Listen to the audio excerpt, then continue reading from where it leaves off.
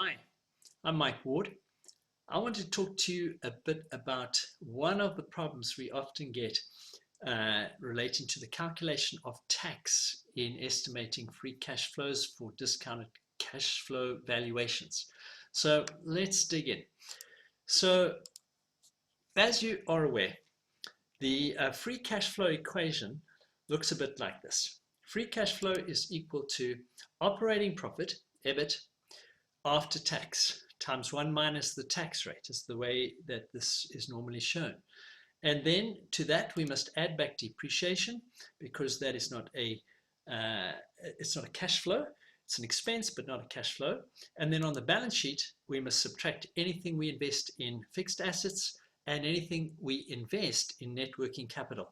Notice minus the increase, by the way, in net working capital. Sometimes one sees this as minus the change in net working capital. That can be a bit misleading.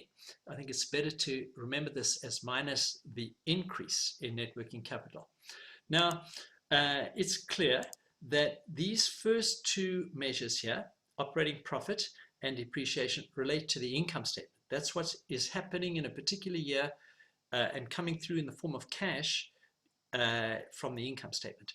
But we cannot ignore, obviously, anything we have to invest in the balance sheet. So if we've got to buy more fixed assets or increase our inventory or whatever, that needs to be shown as part of the free cash flow. Now, so far, so good.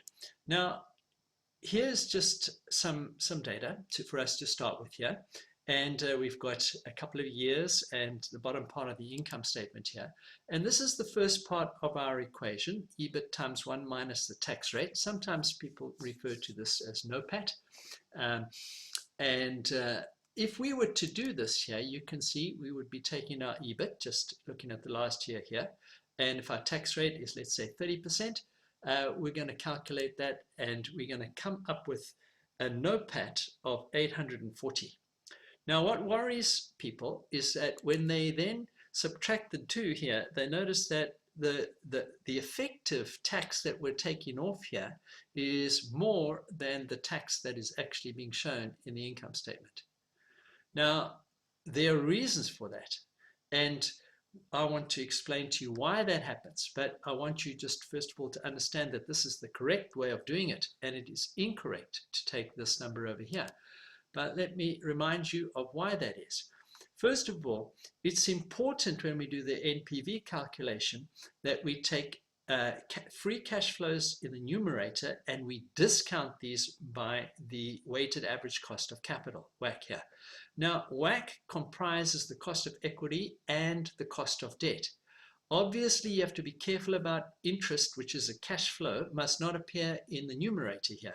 It needs to be part of the cost of capital here. If you put it in the numerator and it's also, you're discounting it by this, including interest in the denominator here, you're double charging, if you like, interest. But the same relates to the tax on interest as well. And so interest is part of this, all of it after tax. And as you will recall, when we work out the WACC, we take the percentage of debt in the balance sheet and we take the cost of debt, the interest rate, but we take it after tax. So we're dealing with it correctly here in WACC. And so you can see, if I go back to our example and I remove interest here, which is what we need to do, because we want just we don't want financing costs in the numerator, in the cash flows. If I remove interest here and assume that there is no debt in this company, then I get exactly 360. That is the right number.